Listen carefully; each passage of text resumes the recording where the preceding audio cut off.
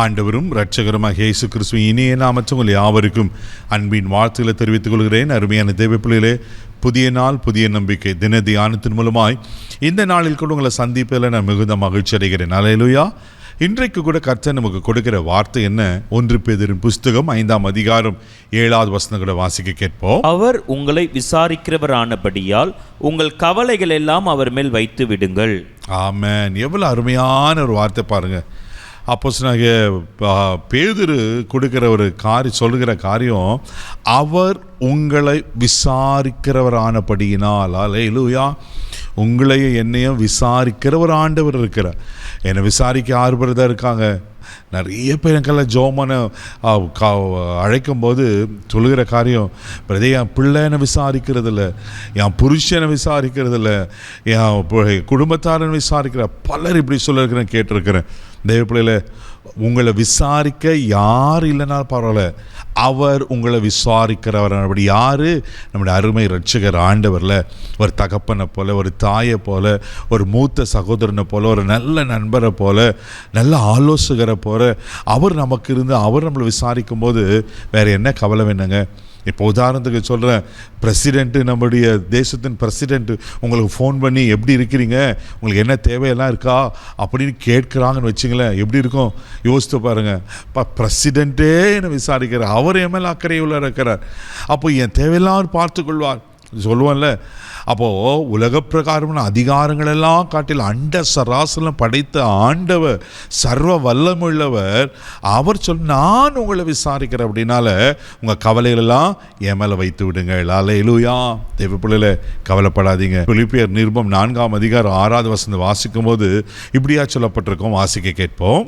நீங்கள் ஒன்றுக்கும் கவலைப்படாமல் எல்லாவற்றையும் குறித்து உங்கள் விண்ணப்பங்களை ஸ்தோத்திரத்தோடு கூடிய ஜபத்தினாலும் வேண்டுதலினாலும் தேவனுக்கு தெரியப்படுத்துங்கள். ஆமென். நீ ஒன்றுக்கும் கவலைப்படாம எல்லா விண்ணப்பங்களையும் ஸ்தோத்திரத்தோடு ஜபத்தினால தேவனுக்கு தெரியப்படுத்துங்க. அவர் உங்களை விசாரிக்கிறேன்னு சொல்லிட்டாரு, அதனால கவலைப்படாதீங்க. அப்போ நாம் என்ன செய்யணுமா? ஒன்றுக்கும் கவலைப்படாம, அப்படின்னா எல்லாமே அதில் அடங்கிறது. சின்ன சின்ன சிலர்களாம் சின்ன காரியத்துக்கு கவலைப்படுவாங்க. ஐயோ கொசு கடிச்சிச்சே கவலைப்படுவாங்க. அதுக்கு சில நிமிஷங்களில் அது மறைஞ்சு போயிடும், வலி நீங்க போயிடும், அதுக்கு கவலைப்படுவாங்க. சின்ன சின்ன அற்பமான காரியத்துக்கெல்லாம் கவலைப்படுகிறது உண்டு. தேவப்பிள்ளை, நீங்கள் ஒன்றுக்கும் கவலைப்படாமல் எல்லாவற்று குறித்து ஸ்தோத்திரத்தோடு கூட தேவனுக்கு தெரியப்படுத்துங்க, அவர் உங்களை பார்த்துக்கொள்வார். ஆமென். நீதிமொழிகள் புஸ்தகம் 12ஆம் அதிகாரம் 25வது வசனத்தை வாசிப்பீங்கன்னா அங்கே சாலமோன் ஞானி இப்படியா சொல்லுகிறார், வாசிக்க கேட்போம். மனுஷனுடைய இருதயத்தில் உள்ள கவலை அதை ஒடுக்கும், நல் வார்த்தையோ அதை மகிழ்ச்சியாக்கும். ஆமென். பாருங்க, நல் வார்த்தை. அப்போ அந்த வார்த்தை, ஆண்டவர் வார்த்தை பற்றி கொள்ளுங்க. ஆண்டவர் வார்த்தை தான் உங்களை மகிழ்ச்சியாகும், ஆண்டவர் வார்த்தை தான் உங்களை பலப்படுத்தும்.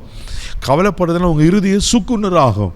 இதை அறிந்து, அதனால தான் பாருங்க, மார்த்தாள் மரியாள் சம்பவத்தில் பார்க்கும்போது, மார்த்தாள் அநேக காரியங்களை வேலைகளை செய்கிறா, ஐயோ இயேசு வந்துட்டாருன்னு சொல்லிட்டு. ஆனால் மரியாள் என்ன தரும பண்ணாங்க, தன்னை விட்டு எடுப்பார் நல்ல பங்கு தெரிந்து கொண்டு கர்த்தரே பாதத்தில் உட்காந்து அவர் உபதேசத்தெல்லாம் கேட்குறா, அவர் வார்த்தையை கேட்குறா. ஆண்டவரே உமக்கு கவலை இல்லையான்னு மார்த்தாள் சொல்கிறதா? ஆனால் ஆண்டவர் சொல்வார், தன்னை விட்டு எடுப்பார் நல்ல பங்கு தெரிந்து கொண்டா. தேவப்பிள்ளையில் அந்த வார்த்தையை பற்றி கொள்ளுங்க. கவலைப்படாதீங்க. பிரச்சனையை பார்த்து, சூழ்நிலையை பார்த்து சோர்ந்து போகாதீங்க. உங்கள் பிள்ளைங்க உங்கள் வேலை உங்களை கவனிக்கிற யார் இல்லையே இருக்கிறாங்களோ இல்லையோ, கவலைப்படாதீங்க. உங்களை விசாரிக்கிற ஒரு ஆண்டவர் இருக்கிறார், அவர் எல்லாவற்றையும் பார்த்துக்கொள்வார். கண்களை மூடி நம்ம செபிக்கலாம். அன்பு தகப்பனே, உமக்கு நன்றி சொல்கிறோம். நீர் எங்களை விசாரிக்கிறவரானபடினால நாங்கள் ஏன்பா கவலைப்படணும்? ஆண்டவரே உமக்கு ஸ்தோத்திரிக்கிறோம். ஒருவேளை உலகம் எங்களை கண்டு கொள்ளுது இல்லையோ, உறவுகள் கண்டு கொள்கிறாங்களோ இல்லையோ, எங்கள் மேலே அக்கறையுள்ள தகப்பன் நீர் இருக்கிறீர். ஆண்டவரே, யார் யார் எப்படிப்பட்ட கவலையில் கண்ணீரில் இருப்பாங்கன்னா, இன்றைக்கு இயேசுவின் நாமத்தினால அந்த கவலைகள் பாரங்கள் எல்லாம் மாறி போகட்டோம்ப்பா. ஆண்டவரே உமக்கு ஸ்தோத்திரிக்கிறான்ப்பா. ஆமென். கவலை மனுஷன் இருதயத்தை ஒடுக்கும் ஆண்டவரே. அப்பா, அவங்க வார்த்தையை நாங்கள் நம்புகிறோம்ப்பா. நீரே பொறுப்படுத்தும், இந்த நாள் முழுதும் கரம் பிடித்து நடத்தும். கவலைகள் மாறிட்டும், கண்ணீர் துடைங்க, ஆசீர்வதிங்க. இயேசுவின் மூலம் ஜெபம் கேளும் பிதாவே, ஆமென். கவலைப்படாதீங்க, கர்த்தர் உங்களோடு கூட இருக்கிறார். தைரியமாக போங்க. God bless you.